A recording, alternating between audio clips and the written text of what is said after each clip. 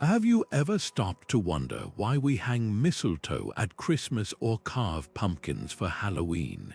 These traditions feel timeless, but their origins are far older and stranger than you might think. Hidden beneath the surface of our modern celebrations lie ancient festivals vibrant, mysterious, and bursting with symbolism that quietly shaped the holidays we know today. Picture this: thousands of years ago, under flickering torchlight, communities gathered to honor the solstice, the harvest, or the spirits of their ancestors. Their rituals, though long forgotten by many, still echo in our decorations, foods, and even the dates on our calendars. This isn't just history, it's a living connection to the past, woven into the fabric of our lives. Think about the excitement of New Year's Eve, the warmth of Thanksgiving, or the playful scares of Halloween. Each of these carries traces of ancient celebrations, adapted and reinvented across centuries. The Romans, Celts, Egyptians, and countless other cultures left behind festivals so powerful that their essence survived empires, religions, and the rise and fall of civilizations. Some were born from fear of the unknown, others from gratitude for the earth's bounty, but all were so deeply meaningful that they refused to fade away entirely. Instead, they transformed, blending with new beliefs and customs until they became something familiar yet entirely unexpected. What if I told you that the candy you hand out on Halloween has ties to a Celtic festival meant to appease restless spirits? Or that the candles on your birthday cake might descend from an ancient Greek tradition honoring the goddess Artemis? Over the next few minutes, we'll unravel these hidden threads, exploring 22 ancient festivals that left an indelible mark on today's global holidays. From the wild revelry of Saturnalia to the solemn beauty of Diwali's ancestors, these stories reveal how human creativity and resilience turned ancient rites into enduring traditions. So settle in, because by the end of this journey, you'll never look at your favorite holidays the same way again. Imagine a world where, for one wild week in December, everything turns upside down, where servants become masters, streets overflow with feasting and wine, and even the strictest rulers join the chaos with laughter. That was Saturnalia, ancient Rome's most raucous and beloved festival. Held around the winter solstice, it honored Saturn, the god who taught humanity how to farm, and celebrated the hope of light returning to the darkest days of winter. But this wasn't just a party, it was a cultural phenomenon so powerful that its spirit never truly died. The heart of Saturnalia was a temporary revolution. Social hierarchies melted away as enslaved people dined at their masters' tables, wearing their finest clothes while giving orders, some even jokingly crowned king for a day. Streets echoed with gambling, singing, and the clatter of dice, normally forbidden but suddenly allowed everywhere. Homes glowed with candlelight, symbolizing the sun's rebirth, and people exchanged small gifts like wax figurines or handwritten poems. Sound familiar? These weren't just Roman quirks, they were the seeds of holiday traditions we still cherish. The festival's influence didn't vanish when Rome fell. Early Christians seeking to convert pagan populations strategically placed Christmas near Saturnalia's date, absorbing its joyful customs into the new celebration. The lavish feasts, they became Christmas dinners, the gift-giving, a nod to the Magi, but with Saturnalia's playful generosity woven in. Even the phrase, Lord of Misrule, used in medieval Christmas celebrations, harked back to Saturnalia's role reversal chaos. And those candles Romans lit to honor Saturn, over centuries, they twinkled into the electric lights on our trees today. But here's the twist: Saturnalia wasn't just about indulgence. At its core, it was a profound acknowledgement of shared humanity. By temporarily erasing class divisions, Romans reaffirmed their interconnectedness, a message that still resonates in our modern emphasis on kindness during the holidays. So next time you exchange presents or gather around a holiday table, remember, you're part of a tradition that once made emperors wait on their servants, all in the name of joy, light, and the timeless human need to celebrate together. Long before plastic skeletons and candy corn, the ancient Celts ushered in winter with Samhain, a festival crackling with bonfires, whispered prophecies, and costumes designed not for fun, but for survival. On the night of October 31st, they believed the boundary between our world and the spirit realm grew thin, allowing restless souls and mischievous fairies to slip through. Villagers extinguished their hearth fires, gathering instead around towering communal bonfires where priests performed sacred rites. The flames didn't just chase away the chill, they were a beacon of protection, a shield against unseen forces. Disguises played a crucial role in this ghostly game of hide and seek. Celts draped themselves in animal skins and carved ghoulish faces into turnips, not for amusement but to confuse vengeful spirits. Imagine stumbling through the mist, your face hidden behind a hollowed-out vegetable lantern. Would a passing phantom mistake you for one of its own? These early masks and lanterns laid the groundwork for today's Halloween costumes and jack-o'-lanterns, though our pumpkins are far easier to carve than those tough old turnips. But Samhain wasn't just about fear. Families set places at their tables for departed loved ones, leaving out cakes and ale as offerings. They bobbed for apples and cast nuts into the fire, interpreting the cracks and hisses as messages about future romances or harvest. When Christianity spread across Europe, these intimate rituals merged with All Saints' Day, a new holiday honoring the faithful gone before. The church called it All Hallows' Eve, but the people kept the old ways alive, just dressed in new labels. Centuries later, Irish immigrants brought their blended traditions to America, where they collided with autumn harvest festivals and neighborly pranks. The result, trick-or-treating, a playful twist on the medieval souling practice where poor children begged for soul cakes in exchange for prayers, those wandering spirits the Celts once feared. They've become giggling kids in superhero costumes, but the echo of Samhain lingers in every flickering porch light and bowl of candy. So when you toss a handful of treats into a trick-or-treat bag tonight, remember, you're part of an unbroken chain stretching back to a night when the living and the dead shared the same shadow. While we watch fireworks light up the sky on December 31st, ancient Egyptians would have gazed at something far more dramatic: the Nile River swelling with life-giving floodwaters. Their New Year festival, Wepet-Renpet, didn't just mark a date on the calendar. It celebrated a miracle of nature, the moment the river burst its banks, coating the land in rich black silt that promised another year of abundant harvests. For them, time didn't just turn, it roared back to life with the force of the Nile itself.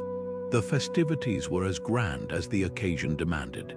Temples overflowed with offerings of bread, beer, and lotus flowers to honor Hapi, the god of the flood, while priests chanted hymns praising the cosmic balance.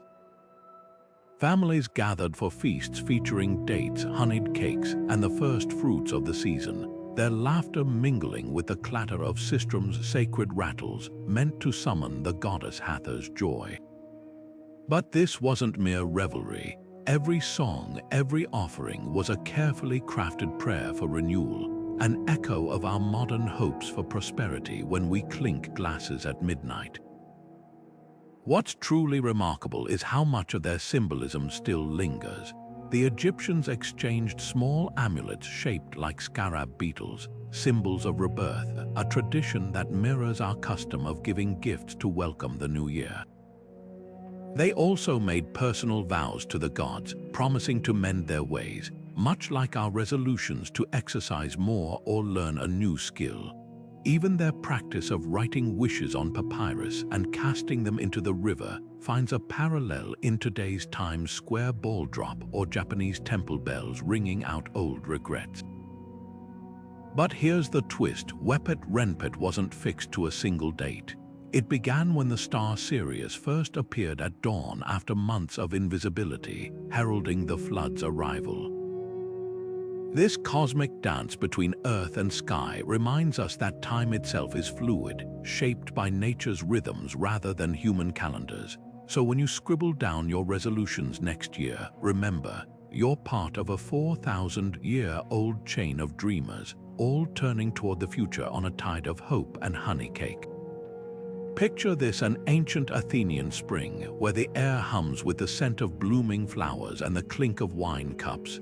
The Greeks called it Anthesteria, a 3-day whirlwind of laughter, love, and wine in honor of Dionysus, the god who knew life's deepest joys and sorrows. But this wasn't just a drunken revel. At its heart lay a ritual so tender, so intimate, it feels startlingly modern.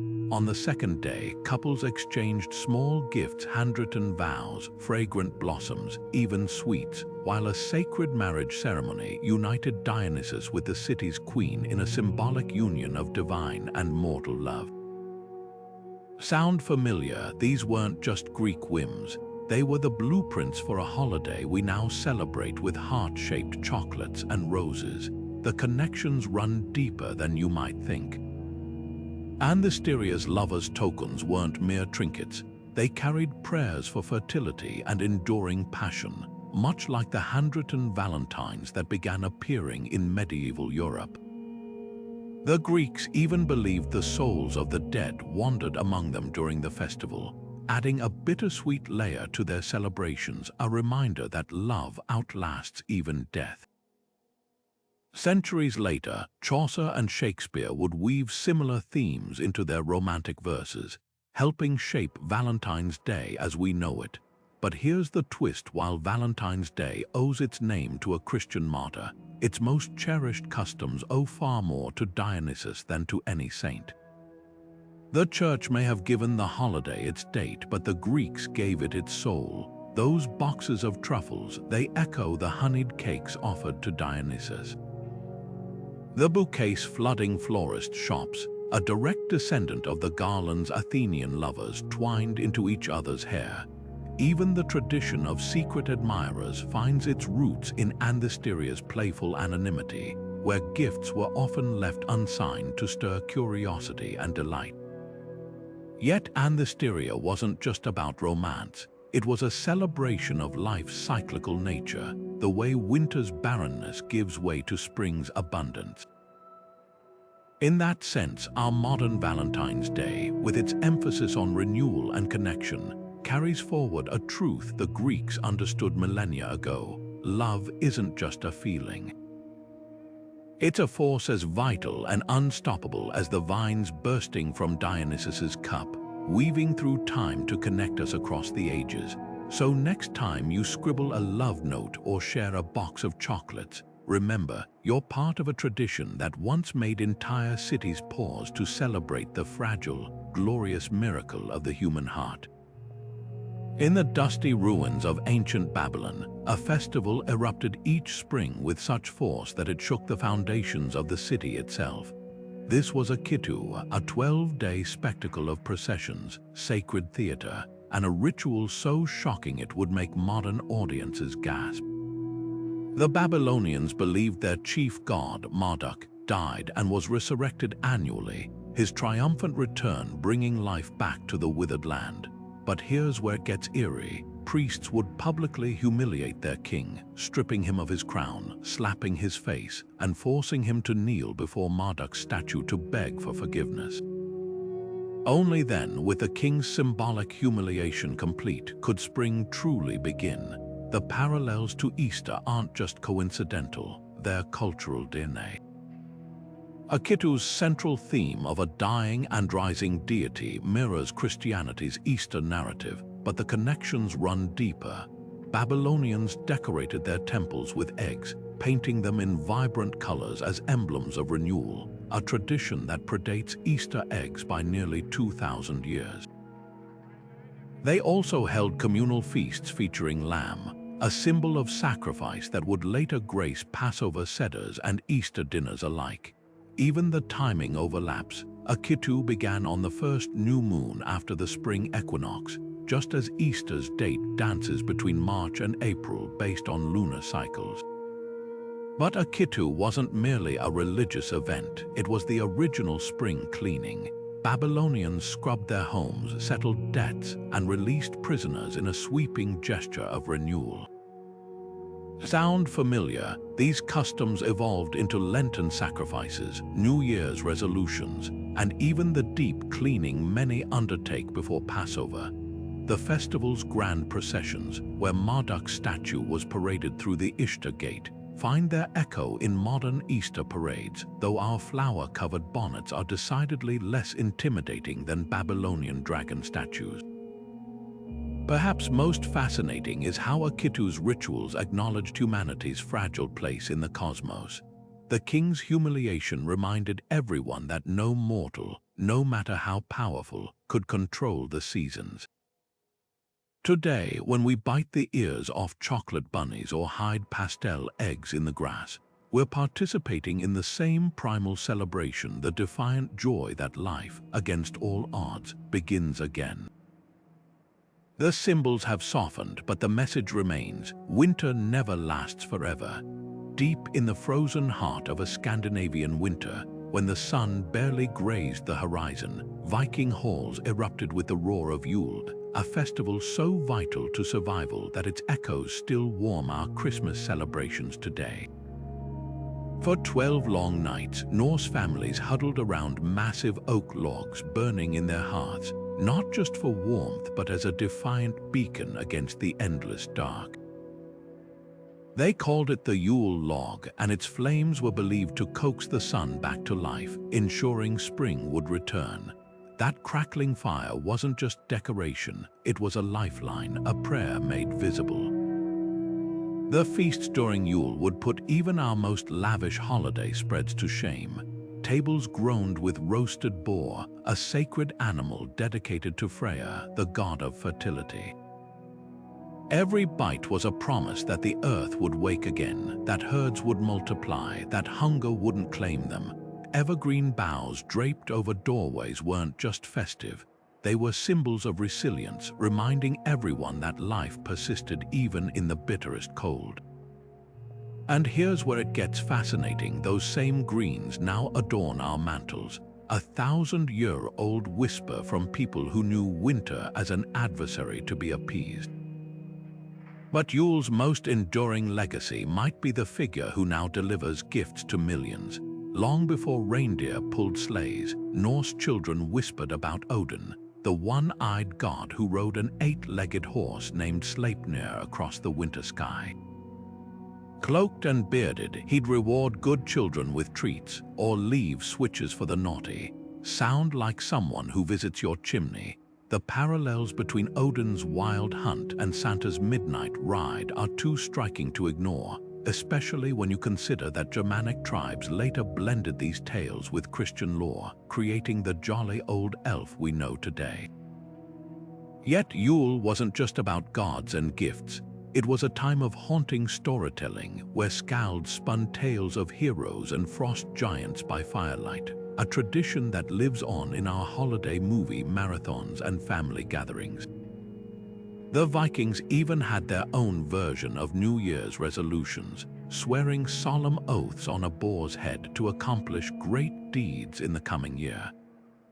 So when you raise a glass of eggnog or sing carols by the tree, remember, you're part of a chain that stretches back to people who stared down winter's wrath with feasts, fire, and unshakable hope. Their light still burns in every string of holiday bulbs, every shared meal, every child's excited wait for footsteps on the roof. Bare-chested young men sprinting through Rome's streets, strips of freshly sacrificed goat hide in hand, swatting women who eagerly lined up for the sting. This wasn't some bizarre ancient sport, but Lupercalia, the Roman festival where love and chaos collided in ways that would make even modern dating apps blush. Held every February 15th, this wild celebration honored Lupercus, a god of shepherds, and the she-wolf who suckled Rome's founders. But beneath its strange rituals lay a deeper truth. The Romans understood love as a force both sacred and unpredictable, a duality that still defines Valentine's Day centuries later. The festival's most infamous tradition was its matchmaking lottery. Single men would draw women's names from a jar, pairing off for the duration of Lupercalia, or longer if chemistry struck. These chance couplings, though temporary, carried an electric thrill of possibility, much like today's blind dates or algorithm-driven swipes. But here's where it gets visceral. The men, called Luperci, would sacrifice goats and dogs, then run through the city wielding thongs cut from the animals' hides. Women deliberately placed themselves in their path, believing a lash from these bloody strips would bless them with fertility. It sounds shocking now, but to the Romans, this was no mere spectacle. It was a sacred transfer of life force, raw and unfiltered. When Christianity rose to power, the Church couldn't simply erase such a beloved festival. Instead, Pope Gelasius I rebranded it in the 5th century, replacing Lupercalia with a day honoring Saint Valentine. The animal sacrifices vanished, but the essence, love's intoxicating blend of fate and desire, stubbornly endured. Those random pairings, they evolved into medieval Valentines, where young people drew names to exchange small gifts or poems. The fertility rites transformed into chaste expressions of affection, though the underlying hope for lasting unions remained. Even the color red, now synonymous with Valentine's Day, harks back to Lupercalia's blood-stained hides and the life they symbolized. Yet perhaps the most enduring legacy is the festival's acknowledgement that love defies control. Romans embraced passion's chaos alongside its tenderness, a balance we still navigate today. When you scribble a heartfelt card or agonize over a first date outfit, you're channeling the same energy that once sent young Romans racing through the forum, part hope, part wild surrender to the unpredictable magic of connection. Lupercalia's fires may have dimmed, but their light still flickers in every nervous confession, every rose given without guarantee, every leap of faith taken in the name of love. High above the Milky Way, where stars shimmer like scattered pearls, an ancient Chinese legend tells of two lovers torn apart by the heavens themselves. This is the story behind Qixi Festival, a celebration so achingly romantic that it's endured for over 2,000 years. Every 7th day of the 7th lunar month, magpies form a bridge across the night sky, allowing Xinu, a celestial weaver, to reunite with Niulang, the humble cowherd she loved against all odds. Their tale isn't just a myth, it's a mirror held up to love's universal trials, reflecting themes so powerful they've woven themselves into love stories across continents. What makes Qixi extraordinary isn't just its longevity, but how its rituals blur the line between earthly and divine. Young women once left offerings of melons and needlework under the moonlight, praying for Xinu's skill in weaving, and by extension, her blessings on their own romantic futures. They threaded needles with trembling hands, competing to see whose dexterity might catch the goddess's eye. Today, those quiet midnight prayers have transformed into bustling markets filled with chocolates and roses, but the underlying hope remains unchanged, a longing for connection as vast as the starry river separating the legend's lovers. The festival's influence stretches far beyond China's borders. Listen closely, and you'll hear echoes of Xinu and Niulang in Japan's Tanabata, where colorful paper wishes flutter from bamboo branches, or in Korea's Chilseok, where couples share rain-drenched reunions. Even Shakespeare's star-crossed lovers, Romeo and Juliet, share DNA with this ancient tale. proof that love's obstacles and triumphs speak a language every culture understands. Modern Qixi celebrations might include light shows and luxury gifts, but at their core, they still honor that primal human question: what wouldn't we endure for one fleeting night with the one who holds our heart? Yet Qixi offers something rare in our fast-paced world, a celebration that cherishes patience as much as passion. While Western Valentine's Day bursts with immediate roses and grand gestures, Qixi's lovers wait an entire year for their moment, their devotion measured in seasons rather than seconds. When you see couples releasing sky lanterns into the twilight or whispering wishes to the cowherd and weaver stars, you're witnessing a tradition that still believes in love's slow burn, its ability to outlast even the dictates of heaven.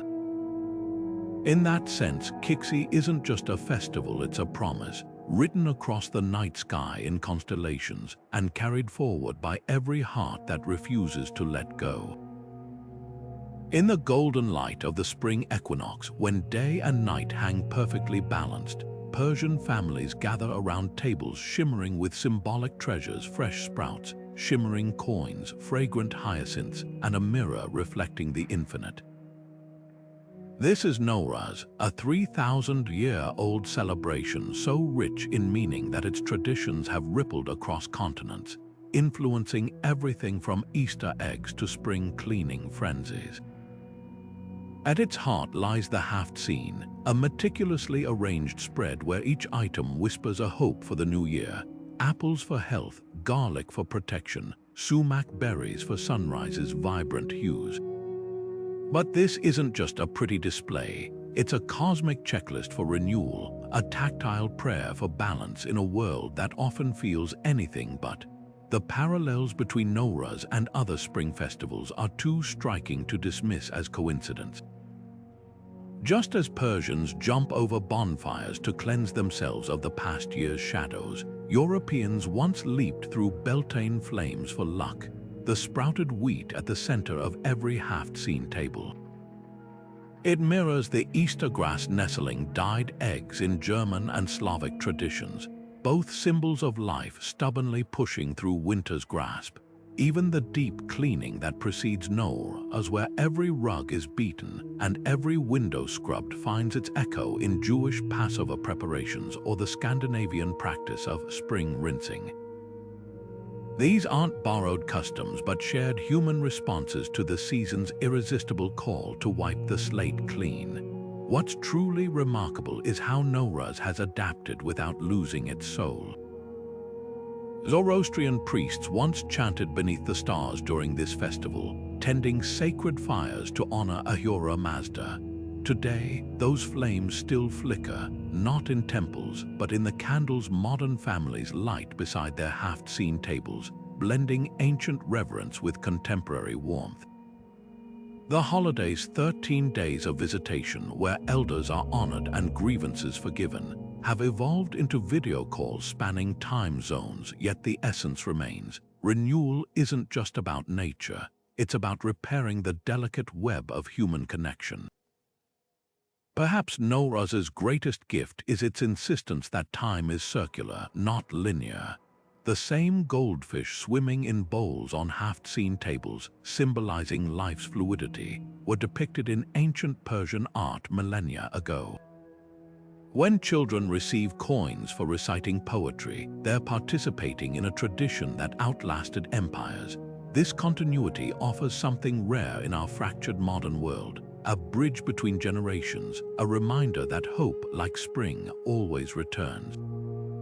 So whether you're biting into a crisp apple at your Nauras feast or simply feeling that familiar itch to open windows when spring air first stirs, you're touching a thread that connects you to every soul who ever looked at a budding tree and dared to believe in beginnings. Imagine standing in a stone plaza under a sky thick with stars, as priests light a towering pyre to banish the lurking dangers of the 5 nameless days. This was Weppet, the Mayan time without time, at the end of their Hob calendar, when the veil between worlds frayed and chaos threatened to spill through. Unlike our cheerful countdowns to January 1st, the Maya met their new year with equal parts reverence and trepidation, their fire ceremonies less about celebration and more about survival. The crackling flames weren't just for show, they were a shield against misfortune, a desperate plea to the gods to reset the cosmic order. The parallels to our modern New Year's rituals are uncanny. Just as we avoid laundry on January 1st or kiss someone at midnight to guarantee love, the Maya observed strict taboos during Weppet: no cutting hair, no sweeping floors, no unnecessary risks. They believed even a misplaced word could invite disaster, so families huddled indoors, whispering prayers. Sound extreme. Consider how many of us still cross our fingers when making resolutions or avoid breaking mirrors, superstitions that echo the same primal urge to control the uncontrollable. But the most striking connection lies in the fire itself. The Maya's sacred bonfires, built to purify and protect, find their spiritual descendants in today's fireworks displays. What we now see as dazzling entertainment began as something far more profound: ancient attempts to frighten away malevolent forces with noise and light. The gunpowder-fueled explosions over Sydney Harbour or Times Square, they're distant cousins to the Maya's crackling cedar logs, both born from humanity's timeless need to face uncertainty with collective courage. Yet Weppet wasn't just about fear. Those 5 precarious days also crackled with possibility. Priests scoured the flames for omens, interpreting smoke patterns like modern meteorologists studying weather models. Farmers watched for signs of rain, while rulers sought portents of war or peace. This blend of dread and anticipation mirrors our own New Year's mix of nostalgia and hope, the way we toast to the future while nervously glancing over our shoulders at the past. What the Maya understood, and what we often forget, is that transitions are inherently messy. Their ceremonies acknowledge the raw truth that every new beginning requires an ending, and endings are rarely tidy. When you watch fireworks paint the sky next December 31st, remember, you're part of an unbroken chain stretching back to people who stared into the same abyss of the unknown, armed with nothing but fire, faith, and the stubborn belief that light always follows dark. Dawn breaks over northern India, and the air already hums with anticipation today. Social norms dissolve into a kaleidoscope of powdered pigments, laughter, and flying water balloons. This is Holi, where streets transform into canvases of turmeric yellow, magenta, and emerald green, and strangers become accomplices in joy. But beneath the riotous surface lies a sacred story, the legend of Prahlad, a devout prince who survived his father's murderous schemes with the help of the god Vishnu, proving that faith can outlast even fire.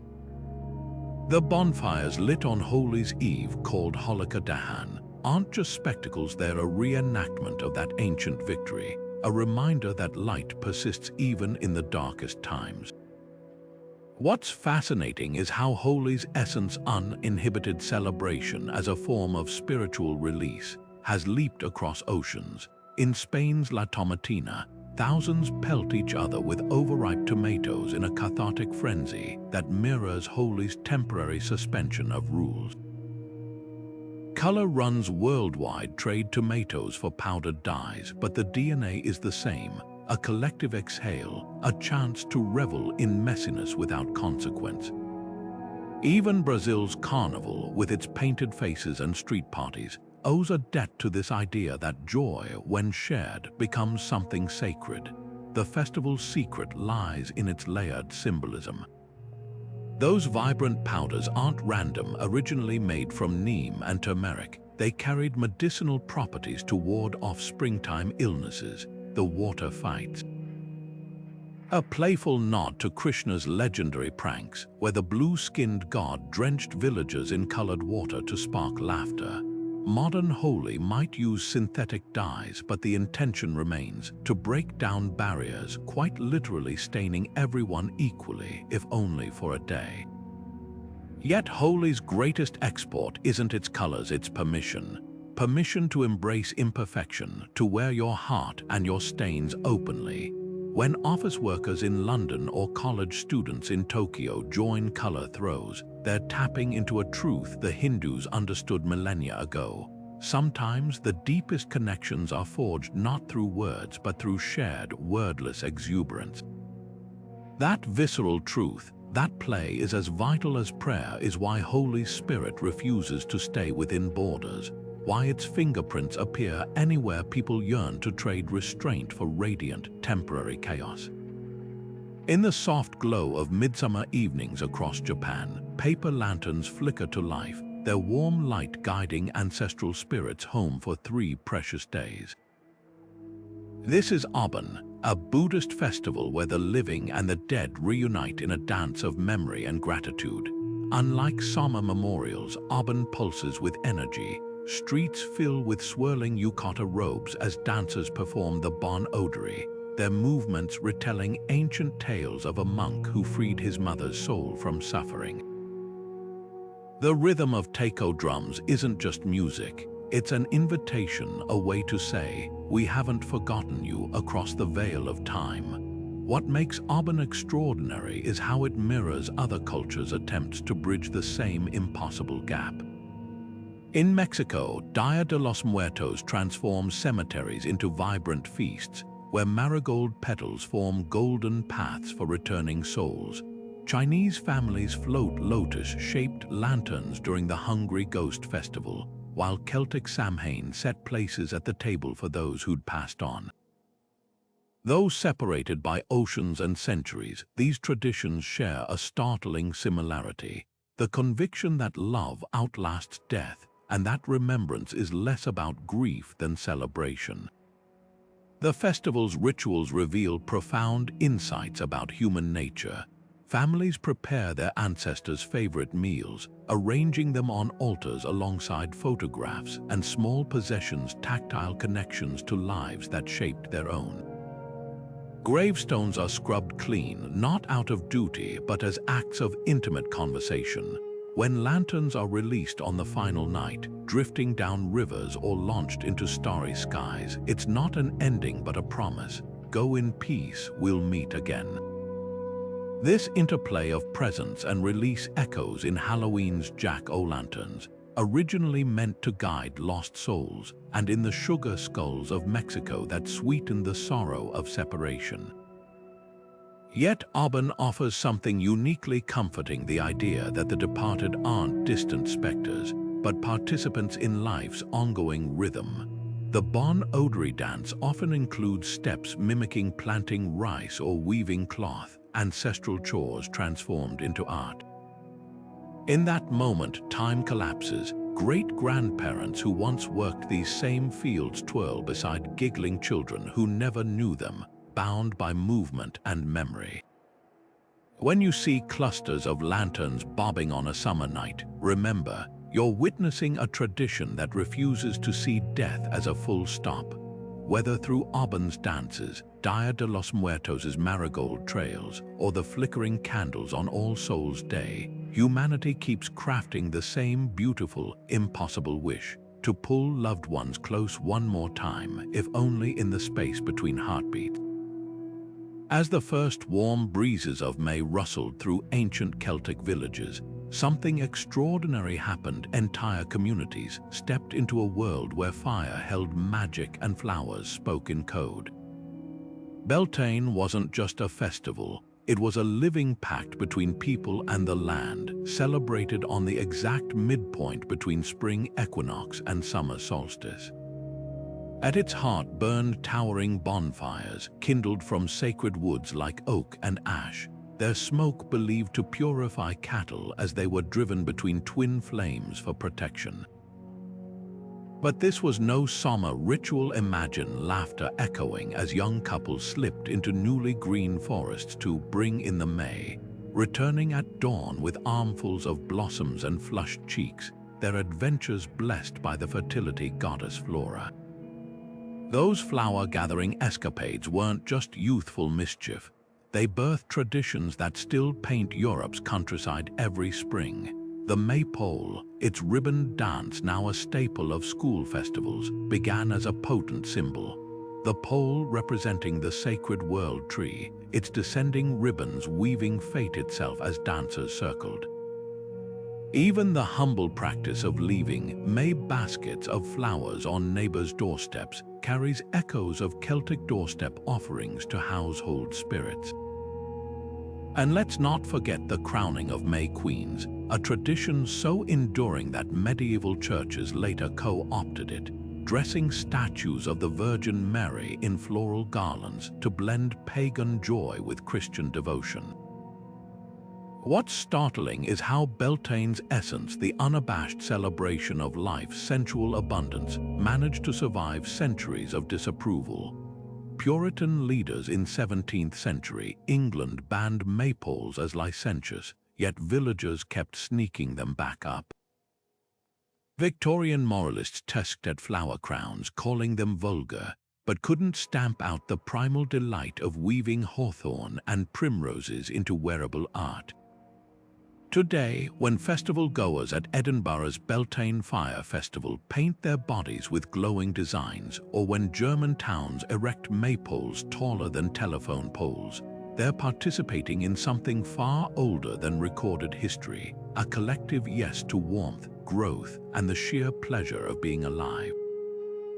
Yet Beltane's genius lay in its balance. For all its revelry, it was also a time of serious intention, farmers judging soil readiness by the festival's bloom patterns, families walking their property boundaries to reinforce connections to the land. This duality, joy and purpose intertwined, makes Beltane's legacy feel unexpectedly modern. In an age of climate anxiety, its reverence for nature's cycles offers a template, not grim duty but grateful partnership. When you see children dancing around a maypole or spot the first hawthorn blossoms in a city park, remember you're glimpsing a fragment of a world where summer wasn't just a season, but a beloved guest arriving right on time, welcomed with fire, flowers, and unfashionable, wholehearted delight. High in the Andes, where thin air turns dawn into liquid gold, the Inca Empire once staged a spectacle so magnificent it made the sun itself pause. In Raymi, the festival of the sun transformed the winter solstice into a symphony of gratitude, with thousands gathering at Cusco's sacred plaza to witness priests in shimmering gold robes summon the sun back from its farthest retreat. This wasn't just pageantry, it was a matter of survival. To the Inca, Inti wasn't merely a celestial body, he was a life-giving father whose warmth sustained crops, animals, and entire civilizations. When the priests raised their golden cups of chicha, the fermented corn drink, they weren't performing theater, they were negotiating with a deity who held their fate in his rays. The rituals unfolded with precision.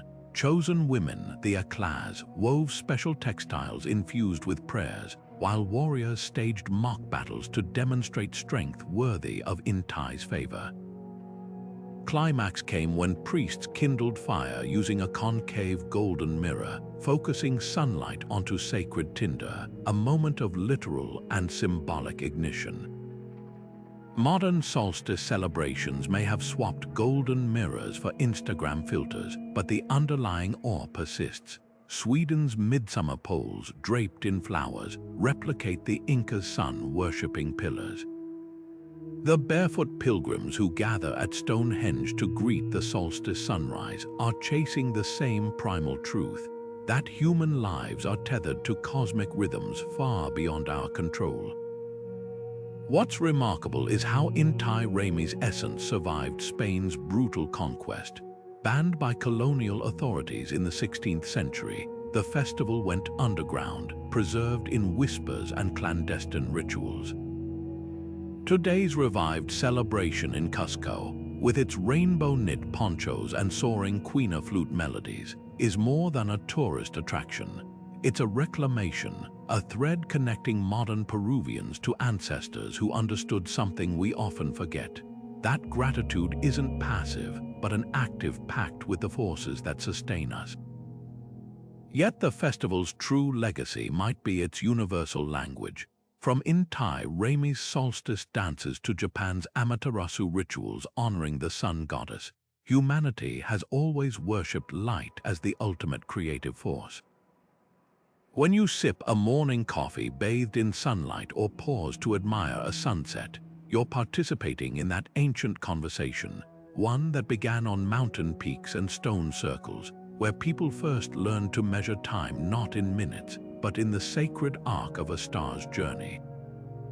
Picture this: a patchwork of leafy roofs dotting ancient Jerusalem's hillsides, their woven walls trembling in the autumn wind. For 7 days each fall, Jewish families abandoned sturdy homes for these fragile suckers, their laughter and candlelight spilling through gaps in the branches. Sukkot wasn't just a harvest festival. It was a masterclass in joyful impermanence, a deliberate embrace of vulnerability that feels almost radical in our age of steel and concrete certainty. The temporary huts commemorated 40 years of wilderness wandering after the Exodus, but their message transcends history. That true security comes not from walls, but from trust in the earth's cycles and the strength of shared humanity. The parallels to modern gratitude celebrations are uncanny. Like Thanksgiving tables groaning with seasonal bounty, Sukkot meals featured autumnal fruits, pomegranates bursting with ruby seeds, golden dates sticky with syrup, eaten beneath roofs thin enough to let moonlight filter through. But here's where the traditions diverge. While Thanksgiving often centers private family gatherings, Sukkot mandated inviting strangers to your table, especially those without sukkahs of their own. This radical hospitality, called Ushpizin, transformed the festival into a social equalizer where wealth meant nothing and generosity everything. Sound familiar? The same spirit animated early American harvest feasts, where pilgrims and Wampanoag shared resources despite their differences, proving that gratitude tastes sweetest when seasoned with communal care. Yet Sukkot's genius lies in its layered symbolism. Those flimsy huts weren't merely historical reenactments, they were physical reminders of nature's fragility. Farmers who just gathered their crops sat beneath roofs that couldn't stop rain, reinforcing that all abundance is temporary. This poignant lesson echoes in today's farm-to-table movements and sustainability festivals, where people relearn what the ancients never forgot: that harvest isn't an entitlement, but a fleeting gift. Even the festival's 4 species, a palm frond, myrtle, willow, and citron bound together taught interdependence, their union symbolizing how diverse strengths create collective resilience. What's astonishing is how Sukkot's rituals adapted without losing their soul. Medieval European Jews built sukkahs from whatever materials persecution allowed, often just blankets stretched over chairs. Modern city dwellers construct them on balconies or even indoors, using synthetic branches when living ones are scarce. Through every adaptation, the core remains: 7 days to unplug from permanence, to remember that homes can be rebuilt but values must endure. When you see pumpkin patches or cornucopias this autumn, look closer. You're witnessing fragments of an ancient wisdom that new harvest wasn't just about filling barns, but about opening hands, doors, and hearts to the fragile, beautiful temporariness of it all. Beneath the pounding rhythms of god drummers in coastal Ghana, an entire community gathers to taunt hunger itself, not with despair, but with feasting so lavish it becomes an act of defiance. This is Hamowo, the festival where stomping feet and clattering spoons tell a story older than written history. That joy, when shared, can outlast even the cruelest famine. The name itself, Hamowo, means hooting at hunger in the Ga language, a triumphant jeer at the starvation that once gripped these lands. But this isn't just a historical reenactment. When elders sprinkle K-Pokpoi, a sacred cornmeal dish, onto the earth to honor ancestors who survived lean times, they're performing something radical, turning collective trauma into collective gratitude, one shared bowl at a time. What makes Homowo extraordinary is how its essence has seeped into global food culture. Those sprawling communal meals under the Accra sky, they're ancestors to modern food festivals like Spain's La Tomatina or Italy's Sagra festivals, where abundance becomes a public spectacle. The festival's signature dish, pak poi, made from fermented corn and palm oil, mirrors the way contemporary chefs now elevate humble ingredients through fermentation and tradition, as seen in Copenhagen's new Nordic feasts or Tokyo's dedication to artisanal miso. Even the act of hooting finds its parallel in New Orleans' Second Line parades or Mexico's Day of the Dead. Calaveras cultures worldwide understand that laughter and noise can be weapons against despair. Yet Homowo's brilliance lies in its layered symbolism. Before the dancing begins, Ga communities observe a month-long ban on noise-making to let crops grow undisturbed, an ancient nod to sustainability that feels startlingly modern. The festival's timing, aligned with the first rains, mirrors farm-to-table movements that sync menus with harvest cycles. And those shared meals, they're not just about sustenance, but about knitting society back together. In an era of isolated dining and food delivery apps, Homowo's insistence that food tastes best when eaten shoulder to shoulder feels almost revolutionary. Perhaps the festival's greatest gift is its refusal to let hardship define the story. When dancers' feet pound the earth, they're not just celebrating this year's harvest, they're stomping down the memory of hunger into something fertile, something that nourishes the future. From Tokyo's bustling ramen festivals to Brooklyn's smorgasburg, every communal table carrying this spirit owes a debt to those Ghanaian ancestors who looked scarcity in the face and responded not with fear, but with a feast loud enough to echo across centuries. Rome erupted in color each April as Floralia transformed the city into a living bouquet, streets strewn with petals, revelers crowned in blossoms, and even the statues of gods dressed in delicate wreaths. This riotous festival honoring Flora, the goddess of flowers and fertility, wasn't just a celebration of spring. It was a full-throated rebellion against winter's gloom, a 6-day spectacle where social norms wilted like last season's leaves. Picture chariot races where the track was carpeted in violets instead of dirt, or mime performances so risque they'd make a modern theater troupe blush. The Romans understood something we often forget. Renewal isn't just about plants pushing through soil, it's about humans shaking off restraint, embracing life's fleeting beauty with both hands. The festival's most infamous tradition involved releasing hares and goats into the crowds, not as chaotic as it sounds, but deeply symbolic. These animals represented fertility and playful energy, their presence a blessing for the season ahead. Women draped in translucent floral gowns danced through the streets, scattering beans and lupines, ancient Roman confetti, to ensure abundance.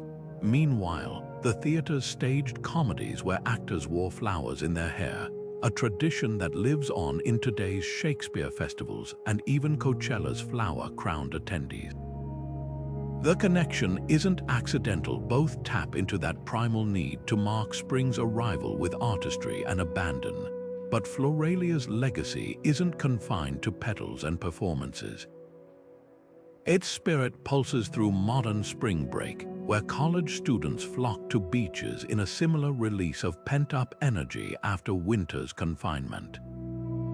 The festival's nighttime revels, illuminated by torches and bonfires, find their echo in the neon-lit pool parties of Cancun or Miami. Even the maypole dances of Europe, with their ribbons weaving patterns as intricate as Flora's floral arrangements, owe a debt to this Roman tradition. What began as a fertility rite evolved into a universal language of springtime joy, one that transcends cultures and centuries. Yet Floralia's genius lay in its balance of sacred and scandalous. The same festival that featured bawdy plays also included solemn offerings of milk and honey to Flora at her temple. Romans saw no contradiction in this. To them, the Earth's rebirth was both a mystical event and an excuse for laughter, a duality we've inherited in holidays like Mardi Gras or Carnival. When you see cherry blossoms in Washington, D.C., or join a May Day parade, you're participating in a ritual much older than Instagram or even the printed calendar, a collective exhale after winter's grip, a defiant celebration that life, against all odds, begins again. As summer's heat reached its peak and the first tender ears of corn ripened, Native American villages from the Cherokee to the Seminole paused everything, not just to harvest but to heal. The green corn ceremony wasn't merely a feast, it was a societal reset button, a moment when old grudges were buried with last year's stalks, and every fire in the village was extinguished to be relit from a single sacred flame. Imagine the scene. After days of fasting and purification in sweat lodges, the entire community gathered as the new fire was kindled, its sparks carrying prayers for renewal. The first pot of corn soup, simmered with venison and squash, wasn't just food. It was communion, binding people together in gratitude for the earth's generosity. What makes this ceremony extraordinary is how it mirrors harvest traditions across continents. Just as the Iroquois gave thanks to the three sisters, corn, beans, and squash, Europeans baked loaves from the first wheat to offer at church altars, while Chinese moon festivals honored rice with lantern-lit processions. These parallels reveal a universal truth. Agrarian societies didn't just take crops from the land, they entered into relationships with them, acknowledging a debt that required both celebration and sacrifice. The green corn ceremony's strict prohibition on harvesting before the rituals were complete echoes in the Greek Thesmophoria, where women fasted to ensure Demeter's blessing on the autumn wheat. Yet the ceremony's most profound legacy might be its vision of justice. During the forgiveness dance, participants confessed wrongdoings and made amends, wiping the social slate clean, a practice that inspired modern restorative justice movements. The Creek Nation even held mock trials where community members playfully prosecuted those who'd neglected shared fields, blending accountability with laughter. This combination of solemnity and joy lives on in today's Thanksgiving traditions, where families bridge divides over shared meals, and in harvest festivals from India's Pongal to Germany's Erntedankfest, where abundance becomes an opportunity to repair frayed connections. The fire ritual holds particular power. By extinguishing all hearths and relighting them from a central flame, participants reaffirmed their interdependence, a concept that challenges modern individualism. When you see neighbors sharing zucchini from overgrown gardens or communities organizing crop swaps, you're witnessing fragments of that same philosophy, that no one truly harvests alone. From the cornucopia centerpieces on Thanksgiving tables to Japan's Nianame Sai, where emperors still offer rice to the gods, these traditions whisper an urgent reminder that gratitude, when woven into the fabric of daily life, becomes a force sturdy enough to sustain civilizations. High in the Himalayan peaks, where winter's grip feels eternal, Tibetan communities erupt in a burst of color and noise to chase away the old year's shadows. Losar, the Tibetan New Year, isn't just a calendar change, it's a spiritual deep cleaning, where every ritual scrubs away misfortune to make space for luck. Picture families scrubbing their homes until the wooden beams gleam, then decorating door frames with intricate barley flower designs called torma, each swirl a prayer for prosperity. But this isn't just tidying up. It's a physical act of purification, mirroring the inner renewal celebrated across cultures, from Chinese New Year's red-enveloped fresh starts to Jewish Rosh Hashanah's casting away of sins into flowing water. The festival's heart pounds in the cham dances, where monks clad in swirling brocade robes don grotesque yet mesmerizing masks representing wrathful deities. These aren't performances but sacred exorcisms, each stomp of their boots and clang of cymbals driving out lingering negativity. The most terrifying figure, the black-hatted sorcerer, wields a ritual dagger not to harm but to sever attachments to the past year's sorrows. Modern audiences might recognize echoes in Halloween's monster costumes or Mexico's Danza de los Viejitos, where masks and movement become conduits for transformation. Losar's feasts reveal how food becomes a language of hope. Bowls of gutak, a noodle soup hiding symbolic ingredients like chili for fiery energy or cheese for contentment, turn meals into edible fortune-telling. Families exchange dried fruit and sugar cubes shaped like mountains, sweet promises for a stable year ahead. Compare this to Chinese New Year's dumplings, their coin-filled folds promising wealth or southern New Year's black-eyed peas for luck, and a pattern emerges. When facing the unknown, humanity instinctively reaches for flavors that taste like optimism. What makes Losar extraordinary is how it balances solemnity with sheer exuberance. After days of prayer and butter sculpture offerings melt into ritual fires, the festival erupts in horse races, archery contests, and raucous singing competitions where insults are traded like affectionate currency. This duality, deep reverence followed by unfiltered joy, mirrors Scotland's Hogmanay, where first-footing traditions give way to all-night street parties. Both understand that renewal isn't just about wiping slates clean, but about filling them with laughter loud enough to scare away any lingering ghosts of the past.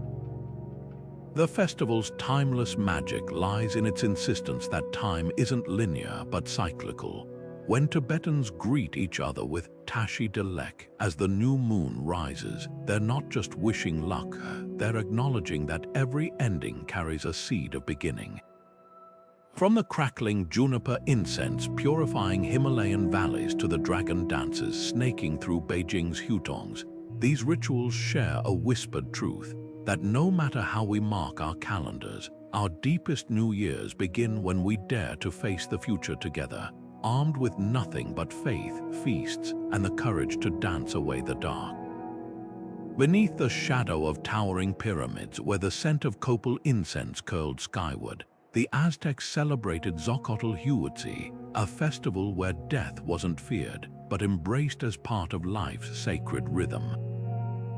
At its heart stood a towering pole, stripped of bark and greased with clay, daring young men to climb its slippery surface for the honor of snatching a doughy effigy from the top. This wasn't just a test of strength. The ritual reenacted the soul's perilous journey to the afterlife with the victor's prize, a skull-shaped amaranth bread symbolizing both mortality and the promise of rebirth. Meanwhile, families gathered at grave sites, offering tamales and pulque to ancestors whose spirits were believed to return for a fleeting taste of earthly delights. Parallels to modern Dia de los Muertos are unmistakable, but the fusion wasn't seamless. When Spanish colonizers arrived, they brought All Souls' Day, a somber Catholic observance of prayer and penance. Instead of erasing Xocotl Huitzi, the two traditions collided like marigold petals on a church altar. Indigenous offerings of food became the ofrendas laden with pan de muerto and sugar skulls. The Aztec goddess Mictlantecuhtli, guardian of bones, merged with La Catrina, the elegant skeletal figure now synonymous with the holiday.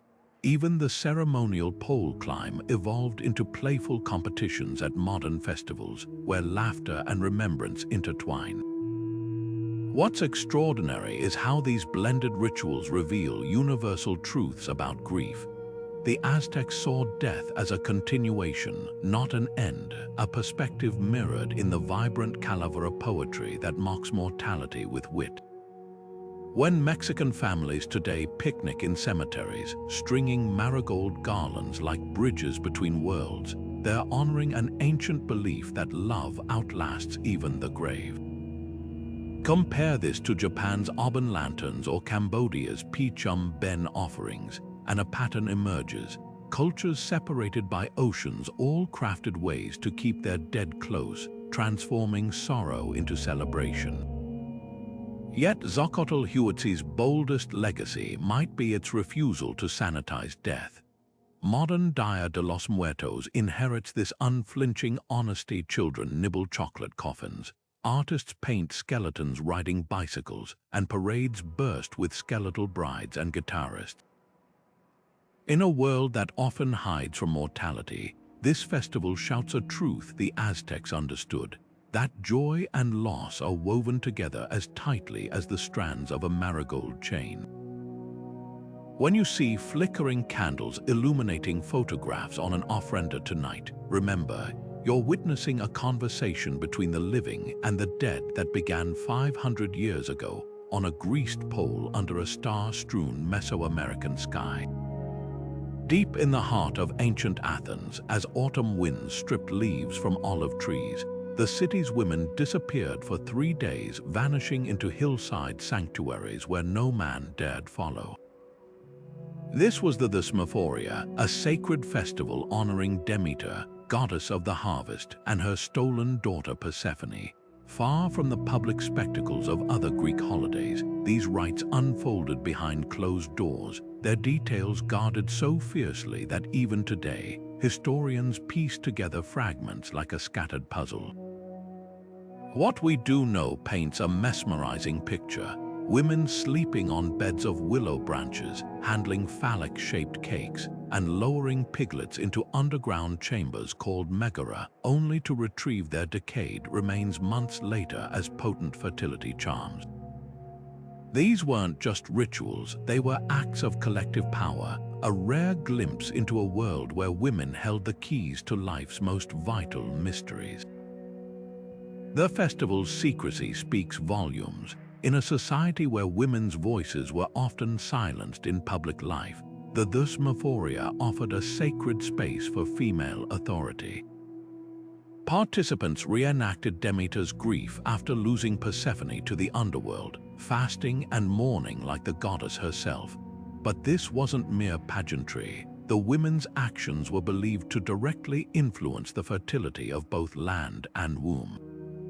When they emerged on the final day, crowned with flowers and carrying baskets of pomegranates, their joy wasn't just symbolic. It was a signal to the earth. Winter would end, seeds would sprout, and life would continue. Modern parallels ripple through traditions like Mexico's Day of the Dead, where women lead ancestral altars, or India's Vat Purnima, where wives tie threads around banyan trees to pray for their husband's longevity. Proof that feminine rituals still weave the fabric of many harvest celebrations. What's startling is how the Thesmophoria's spirit survived suppression.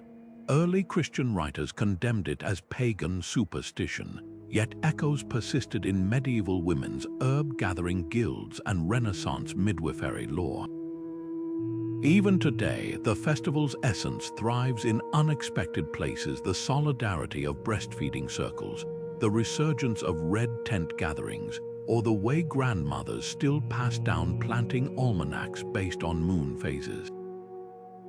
Those ancient piglets buried in the megara, their DNA surfaces in modern eco-feminist movements that honor decomposition as part of creation's cycle, proving that what the Greeks called Thesmophoria, the carrying of divine law, wasn't just about crops, but about safeguarding wisdom too potent to entrust to parchment or patriarchy. Perhaps the festival's greatest lesson lies in its balance of sorrow and hope. The women didn't just celebrate abundance, they honored the ache of loss that makes regeneration possible. When you see a community garden tended by mothers and daughters, or hear laughter spill from a women's wellness retreat, you're witnessing fragments of a tradition that refused to let the sacred feminine fade into myth.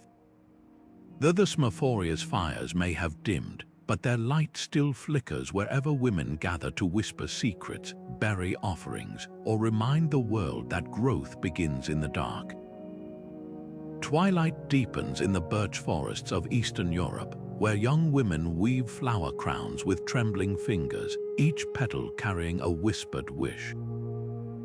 This is Cupola Night, a Slavic solstice celebration where fire and water, love and magic collide under the year's shortest darkness. Named after the goddess Cupola, guardian of herbs and purification, the festival blurred the line between earthly and supernatural in ways that still send shivers down modern spines. Imagine pairs of lovers, hands clasped, sprinting toward towering bonfires and leaping together, their flight through the flames a test of devotion and a plea for fertility. Those who landed unscathed earned blessings for their union. Those who hesitated, well, let's just say the village gossips had fresh material by dawn. But the night's mysteries ran deeper than romance. Young girls floated their floral wreaths down rivers, reading the currents like fortune tellers. A wreath that drifted far signaled a happy marriage. One that spun in eddies hinted at delays, while a sinking crown, well, that was an omen no one wanted to ponder. Meanwhile, elders scoured the forests for mythical fern flowers, said to bloom only on this enchanted night, granting finders the power to understand animal speech or uncover hidden treasure. These rituals weren't mere superstitions, they were a language for articulating hopes and fears too fragile for daylight. The festival's brilliance lies in how its essence migrated across cultures.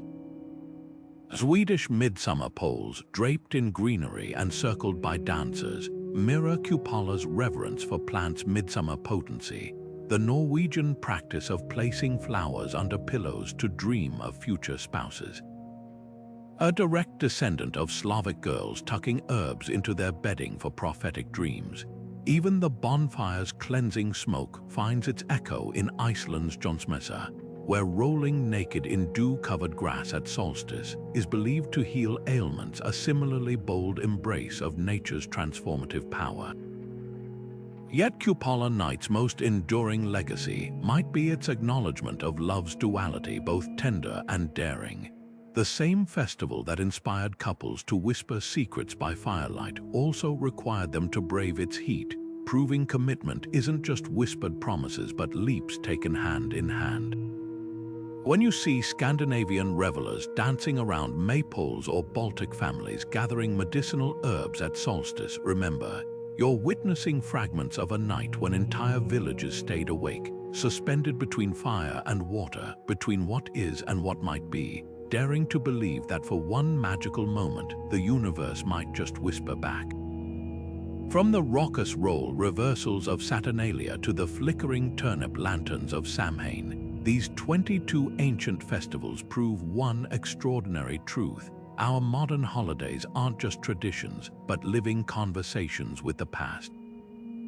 Every time you exchange Valentine's cards or count down to midnight on New Year's Eve, you're borrowing gestures from people who danced around bonfires thousands of years before electricity, who whispered prayers to gods whose names we've forgotten, yet whose hopes we still share. The thread connecting us to them isn't just about dates on a calendar or rituals preserved by chance.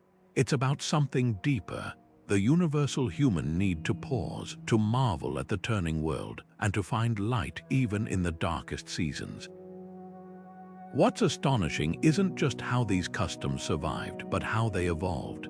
The same primal instinct that led Celts to disguise themselves from spirits now fuels Halloween's billion-dollar costume industry.